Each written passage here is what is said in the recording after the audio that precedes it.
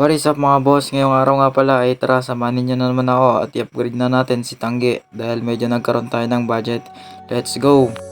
So yun mga boss, ngayong araw nga pala ay gusto ko sa inyong i-share ang aking talambuhay sa pang-araw-araw nating ginagawa. At dahil isa lamang po akong small content creator at baguhan lamang sa mundo ng YouTube, hindi po natin maiwasan na mabash at ang daming nagsasabi na vlog ka ng vlog, upload ka ng upload, wala namang nanonood, hindi ka naman sisikat dyan, hindi ka naman dyan magkakasahod. Gusto ko lang pong sabihin sa inyo mga boss na ang aking pagbablog dahil sa totoo lang mga boss ay ang hangad ko rin ay makapagpasaya ng ibang tao. At kung may pangarap ka katulad ko, ito lang masasabi ko sa'yo. Kung ano yung naumpisan mo ay tapusin mo. At wag mo silang pakikinggan dahil hindi naman sila ang tulay patungo sa pag-angat mo. Kesyo mas lalo ka pa nilang hihilahin pababa. Bagkos ay gawin mo silang inspirasyon para matapos mo at makamit mo ang iyong pangarap. Napakabata mo pa at marami ka pang magagawa sa iyong buhay. Kagaya ni Boss Rev Motovlog, noon ay pangarap lang niyang magkaroon ng motor at kapag nakakakita siya ng mga dumadang motor ay napapagaya na lang siya ng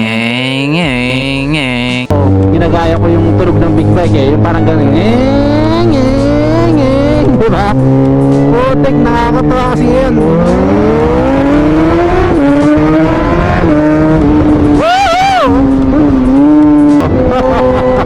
Nakakatawa kasi dati bubomba ka, bibig lang At sa totoo lang mga boss ay pangarap na pangarap ko rin maging isang motovlog pero ito yung andito kaya kailangan nating makontento dahil darating at darating din sa puntong magiging successful ka din at matuto tayo palaging magantay dahil meron at merong araw matutupad din lahat ng yan basta't palagi mo lamang sipagan. Maraming salamat Boss Rev sa iyong motivational vlog at andito na nga pala ako mga boss sa shop nila Jake Cycle. Doon natin kukunin ang ating i-upgrade sa ating bike.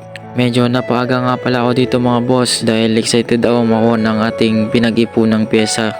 Kamuntik pang mahulog ang kanilang pinto, buti na lang at nasalo ni ma'am. Nagchat nga pala sila sa akin ngunit ngayon ko na lang nabasa nung nakarating na ako dito.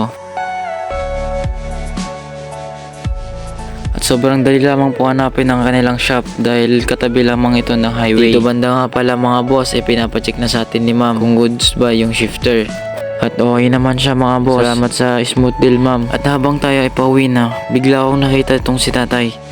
Shoutout sa inyo tatay na nakasulat sa likod na Anos Labat, walang siya. Shoutout po sa inyo tatay. At habang ako nga pala ay nagpapadyak pauwi na sa aming tahanan ay nakasabay ko sila tatay sa daan at bigla ko na lang naalala yung nakasulat sa likod ng motor kanina. Kung isipin sa edad ni tatay na yan ay sobrang matyaga si tatay na magpadyak kahit na sobrang layo para lamang makarating sa kanyang pagtatrabahuan.